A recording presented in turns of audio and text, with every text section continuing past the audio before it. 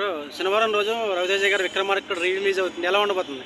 ఎలా ఉండబోతుందంటే నిజంగా విక్రమార్కుడు మంచి మంచి మీరు చూడాలన్న రాజమౌళి వాళ్ళ తండ్రి నిజంగా రాజేంద్ర ప్రసాద్ ఒక మాట అన్నాడు, విక్రమార్కుడు మీద ఈత మన టైంలో నిజంగా మేము ఒక్క సీన్ చెప్తే దాని డబల్ సీన్ లైక్ ఉన్న అనుకున్న దానికన్నా చాలా డిఫరెంట్ చేసే వ్యక్తి ఎవరు అంటే మన రవితేజ.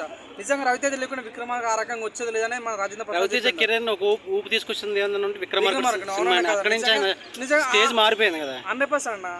విక్రమార్కుడు నిజంగా వేరే ఎప్పుడు చిన్నప్పుడు చూసిన నిజంగా ఇప్పుడు కూడా కొన్ని కొన్ని సీన్స్ నేను థియేటర్లో చూడలేను, నేను నార్మల్గా చూసా, ఫోన్లో చూశాను. నిజంగా 3-4 టైమ్స్ చూశాను. నిజంగా నాకైతే చాలా అంటే చాలా ఇష్టం అన్న సినిమా ఇది. అంటే ప్రతిదీ కూడా చాలా అంటే మీరు చూడన్నా ఒక సీన్స్ ఉంటుంది, విలనిజం సీన్ ఉంటుంది, డబుల్ యాక్షన్ సీన్ ఉంటాయి.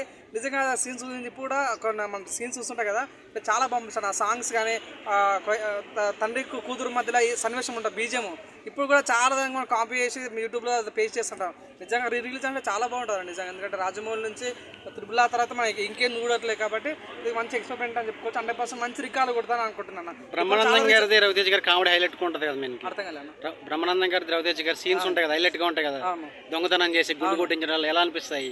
బాగుంటుంది.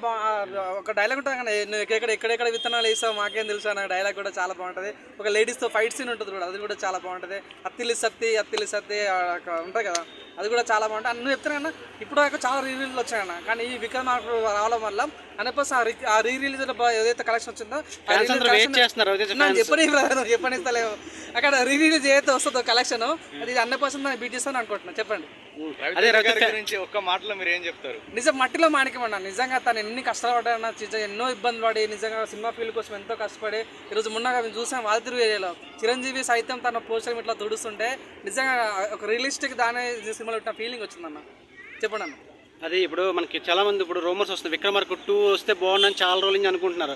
కానీ రాజమౌళి గారు ఖాళీగా లేరు, ఆయన చేయలేరు కూడా ఇప్పుడున్న పొజిషన్లో. ఎవరు చేస్తే బాగుంటుంది అనుకున్నారు? విక్రమార్కుడు 2 తయారైందని రాజమౌళి గారు తండ్రి గారు చాలా ఇంటర్వ్యూలో చెప్పారు మనకి. ఆ సినిమాని ఎవరు డైరెక్ట్ చేస్తే బాగుంటుంది విక్రమార్కుడు 2 సినిమా? 100% అన్న. ఎందుకు తనకు ఛాన్స్ ఉంది ఇప్పుడు కూడా. విక్రమార్కుడు రవితేజ బజ్ ఏం తగ్గట్లేదు, రవితేజ ఫేమ్ తగ్గలేదు కాబట్టి 100% విక్రమార్కుడు 2 రాజమౌళి హ్యాండ్ ఓవర్లోనే మన రవితేజ ఉంటే చాలా బాగుంటుంది. మీరు చూడన్నా విక్రమార్క సినిమాని వేరే హిందీ వాళ్ళు కూడా కాపీ చేశారు, కానీ విక్రమార్క వచ్చినంత బజ్ కానీ విక్రమార్క వచ్చినంత కలెక్షన్స్ కానీ ఆ బీట్ చేయలేకపోయింది. ఆ మేనరిజం కానీ ఆ స్టైల్ కానీ.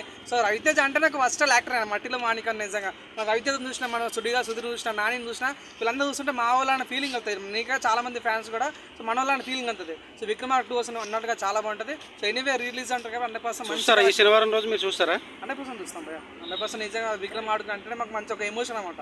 100% మంచి రిజల్ట్తోనే మేము కలెక్షన్ కొట్టాలని మనస్ఫూర్తి కోరుకుంటున్నా. I wish all the best.